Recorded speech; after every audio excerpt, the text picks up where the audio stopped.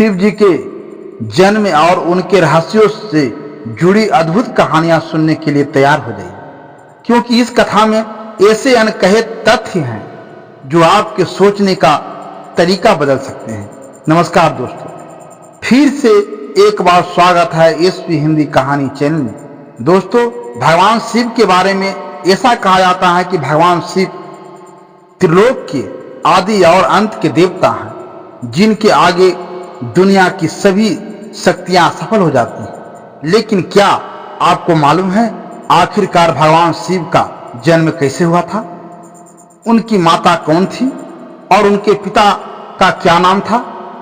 उन्होंने किससे अपनी शिक्षा प्राप्त की थी और किस किस को शिक्षा का दान दिया था? अगर नहीं जानते हैं तो जानिए, क्योंकि इस वीडियो के माध्यम से हम आपके इन सभी सवालों का जवाब देने वाले हैं। इसलिए दोस्तों, इस कहानी को बिना स्किप किए अंत तक जरूर देखना।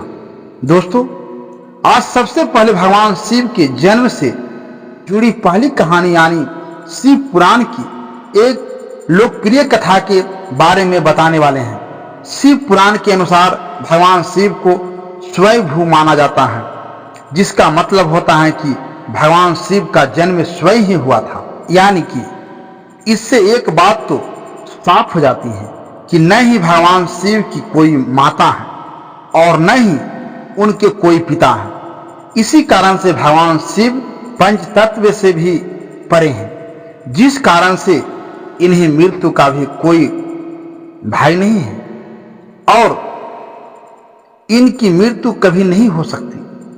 पर अब बात करते हैं विष्णु पुराण से। विष्णु पुराण में बताई गई भगवान शिव के जन्म से जुड़ी हुई एक और कहानी के बारे में। विष्णु पुराण में बताया गया है कि भगवान विष्णु के माथे से निकलने वाले तेज के कारण भगवान शिव की उत्पत्ति हुई थी और उनके नाभि से निकलते हुए तेज से कमल पर विराजमान ब्रह्मा जी का जन्म हुआ था।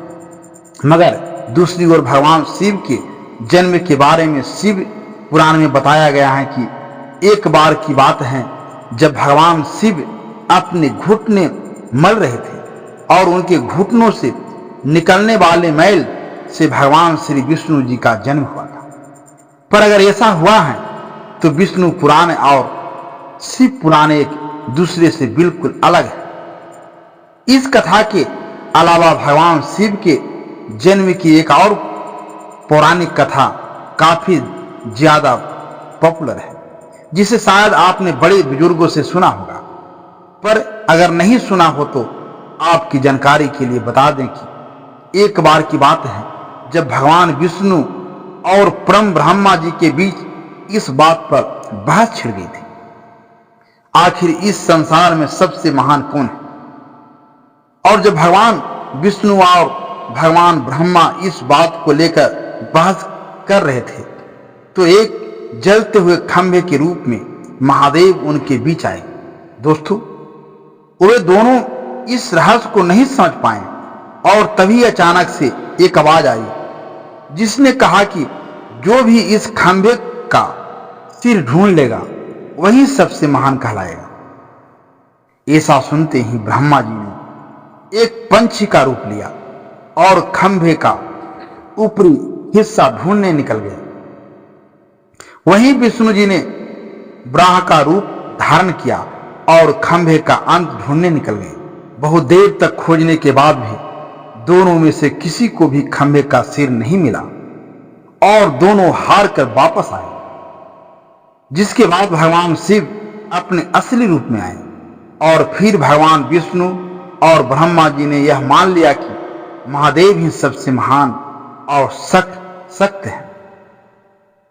इनसे बड़ी शक्ति इस दुनिया में कोई नहीं। इसके साथ ही शिव पुराण में बताया गया खंभा इस बात को दर्शाता है कि न ही भगवान शिव का जन्म है और न ही उनका कोई अंत है।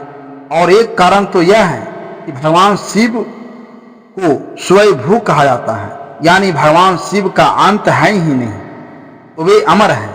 अब हम बात करते हैं भगवान शिव से जुड़े एक ऐसे विषय के बारे में जो सबसे ज्यादा प्रसिद्ध है कि क्या भगवान ब्रह्मा भगवान शिव के पिता हैं जी हाँ, इनकी यह कहानी लोगों के बीच काफी प्रसिद्ध है। तो आपको बता दें कि आखिर किस प्रकार भगवान शिव ने ब्रह्मा के रूप में जन्म लिया था। इसके पीछे विष्णु पुराण की एक पौराणिक कथा है, जिसके अनुसार जब धरती, आकाश पटल या कहे पूरा यूनिवर्स जलमग्न यानी पानी में डूबा हुआ था, तब भगवान विष्णु के अलावा कोई भी देव या प्राणी इस संसार में नहीं था। तब केवल विष्णु ही जल पर अपनी शेष नाग पर लेते हुए नजर आ रहे थे, जिसके बाद उनकी नाभि से कमल की दांडी पर ब्रह्मा जी प्रकट हुए। और जब भगवान ब्रह्मा और भगवान विष्णु इस यूनिवर्स से संबंधित बातें कर रहे थे, तब भगवान शिव प्रकट हुए, जिसके बाद ब्राह्मणी उन्हें पहचान से इनकार कर दिया। इस कारण से भगवान शिव रूठ गए और उनके रूठ जाने के कारण भगवान विष्णु ने उन्हें दिव्य दृष्टि प्रदान कर ब्रह्मा जी को भगवान शिव की याद दिलाई, जिसके बाद भगवान ब्रह्मा को अपनी गलती का एहसास हुआ और शिव से क्षमा मांगते हुए उन्होंने उनसे अपने पुत्र रूप में पैदा होने का आशीर्वाद मांगा, जिस कारण से भगवान शिव ने भगवान ब्रह्मा की प्रार्थना को स्वीकार करते हुए उन्हें आशीर्वाद दे दिया। लेकिन इसके बाद जब भगवान ब्रह्मा ने इस सृष्टि की रचना शुरू की तो उन्हें एक बच्चे की जरूरत पड़ी, और जब उन्हें भगवान शिव का आशीर्वाद ध्यान आया, जिसके लिए भगवान ब्रह्मा ने तपस्या की और बालक के रूप में भगवान शिव उनकी गोद में रोते हुए प्रकट हुए। आपको बता दें कि यह भगवान शिव का एकमात्र बाल रूप है। जब भगवान ब्रह्मा ने उनके रोने का कारण पूछा तो उन्होंने बताया कि उनका कोई नाम नहीं। तब भगवान ब्रह्मा ने भगवान शिव का नाम रुद्र रखा दिया, जिसका मतलब होता है रोने वाला। पर इसके बावजूद भी भगवान शिव नहीं माने, इसलिए ब्रह्मा ने उन्हें दूसरा नाम दिया, पर शिव को वह नाम भी पसंद नहीं आया और फिर भी वे चुप नहीं हुए। इस तरह शिव को चुप करने के लिए भगवान ब्रह्मा ने भगवान शिव को 108 नाम दिए, जैसे रुद्र, सर्वभाव, उग्र, भीष, पशुपतिनाथ और महादेव। और शिव पुराण के अनुसार उनके ये नाम पृथ्वी पर लिखे गए थे। इसके बाद बात आती है श्रीमद् देवी महापुराण की। तो श्रीमद् देवी महापुराण में भगवान शिव की माता और पिता के बारे में बताया गया है। श्रीमद् देवी महापुराण के अनुसार देखा जाए तो एक बार जब भगवान नारद जी ने अपने पिता भगवान ब्रह्मा जी से पूछा कि किस सृष्टि का निर्माण किसने किया है, साथ ही भगवान विष्णु, भगवान शिव और आपके माता पिता कौन है, तब भगवान ब्रह्मा जी ने नारद जी को त्रिदेवों को जन्म के बारे में बताया। जो बताया वह पकाई चौंका देने वाली बात थी। दरअसल उन्होंने कहा कि देवी दुर्गा और शिव स्वरूप ब्रह्मा के योग से ब्रह्मा, विष्णु और महेश का जन्म हुआ था। यानी प्रकृति का रूप लिए माँ दुर्गा ही हम तीनों की माता हैं और ब्रह्मा यानी कल सदा शिव हमारे पिता हैं। इसके साथ ही श्रीमद् देवी महापुराण में भी भगवान विष्णु और भगवान ब्रह्मा के बीच हुए झगड़े की एक कहानी मिलती है, जिसके अनुसार एक बार श्री ब्रह्मा जी और विष्णु जी में झगड़ा हुआ था और दोनों में बहस छिड़ी हुई थी। तब भगवान ब्रह्मा ने कहा कि सृष्टि को मैंने बनाया है और मैं ही प्रजापिता हूं, जिसके जवाब में भगवान विष्णु जी ने कहा कि मैं आपका पिता हूं, क्योंकि आप मेरे नाभि से निकले हुए कमल से पैदा हुए।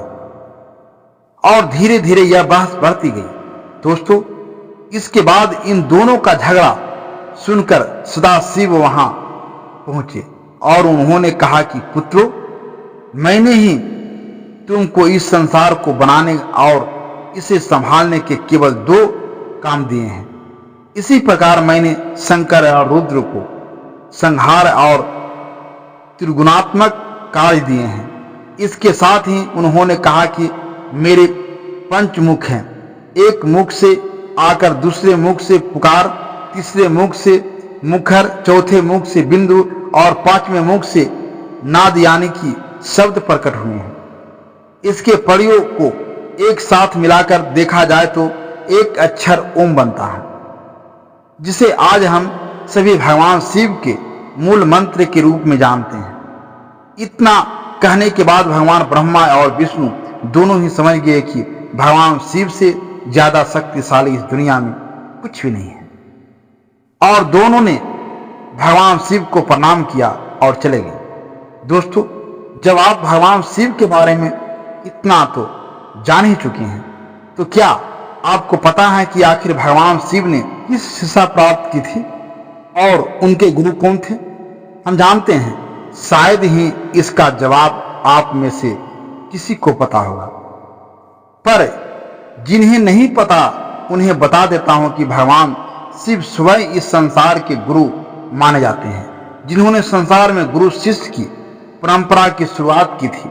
लेकिन अगर सवाल आता है कि आखिर भगवान शिव किसके गुरु थे, तो आपको जरूर जान लेना चाहिए कि हिंदू धर्म के ग्रंथ कहते हैं कि ब्रह्मा जी और शिव जी इस संसार के सबसे पहले गुरु हैं, जिन्होंने गुरु शिष्य के इस रिश्ते की शुरुआत की थी। जहां भगवान ब्रह्मा ने अपने मानस पुत्रों को शिक्षा प्रदान की थी, वहीं भगवान शिव ने अपना ज्ञान केवल अपने 60 शिष्यों को दिया था।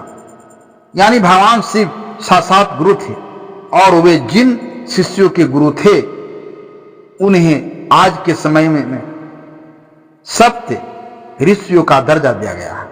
यदि आप इस कहानी को अंतिम तक सुन चुके हैं तो आपका धन्यवाद। कृपया हमारे वीडियो को लाइक, शेयर, कमेंट जरूर करें और एसपी हिंदी कहानी चैनल को सब्सक्राइब करना न भूलें, ताकि हम आप तक और भी रोचक कथाएं पहुंचा सकें। जय भगवान भोलेनाथ।